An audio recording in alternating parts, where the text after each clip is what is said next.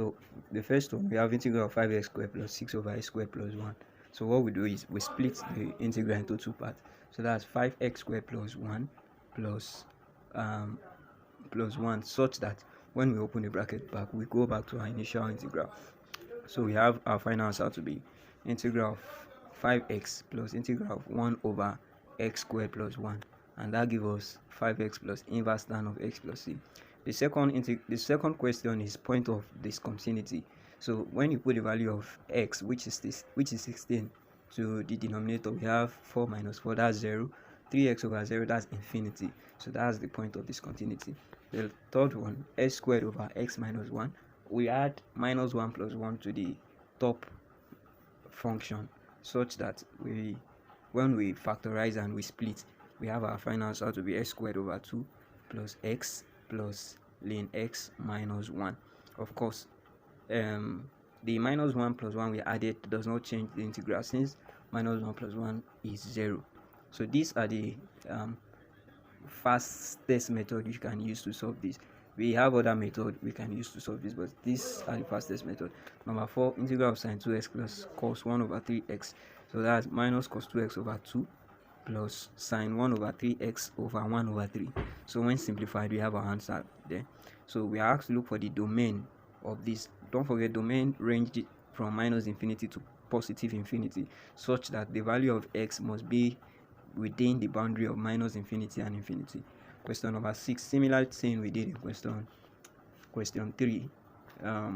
Question 3, we added minus 1 plus 1, so we also add plus 1 minus 1 to this, and we have our answer to be x plus ln 1 minus x plus c.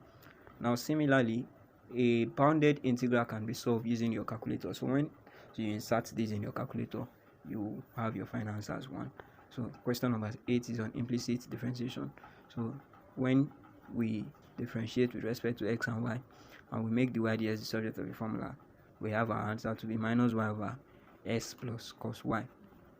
Now a rule in limit says that once you insert the value of x and you're having 0, then the next thing is simplification. So when we simplify it and insert the value of x, we have our answer to be 2. Question number 10, we differentiate 4 root x plus 2 over root x. After differentiating, we insert the value of x and we subtract from 0.12, so our answer is 0.75. Question 11, since when you take the derivative of f of x, the f prime of x is greater than 0, so this implies that f is an increasing function, so it keep on increasing even after the first derivative. Question number 4, find the equation of the tangent to the curve. Equation of the tangent to the curve simply means that we are differentiating the given function with respect to the given variables. So after differentiating and inserting the value of x and y respectively, we have our gradient. An equation of the tangent to the curve of a line to the curve is given as y minus y1 mx minus x1, and we have our answer to be 2y minus x minus 5 equals 0. Similarly, we are asked to find the gradient of the tangent to the curve at pi over 3, so we differentiated.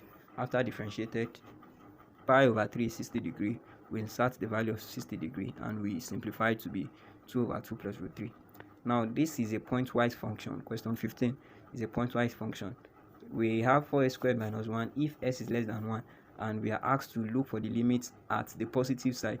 Once we are asked to look for the limit at the positive side, 1 plus, that is, you are going to go back to the two function given. You check for the one that we have that have a positive value. You understand? So, and the only one that has a positive value is 3x plus 2, that's s greater than or equals to 1. So we put the value of x there, so our answer is 5. Similarly, question 16, when you look for the one that have a negative value, the question is 1 plus x raised to power 2, not 1 plus x raised to power 5. So the one that have a lesser value at the negative side is s less than 2. So we put the value of 2 in 1 plus s raised to power 2. So 1 plus 2 raised to power 2 gives us 5. So that's the answer. So question 17, y equals to s cubed plus ps squared. The nature of the stationary point at the origin is point of inflection. So that's the point of inflection. So that's that for that. Question 18, we have this is a parametric derivative.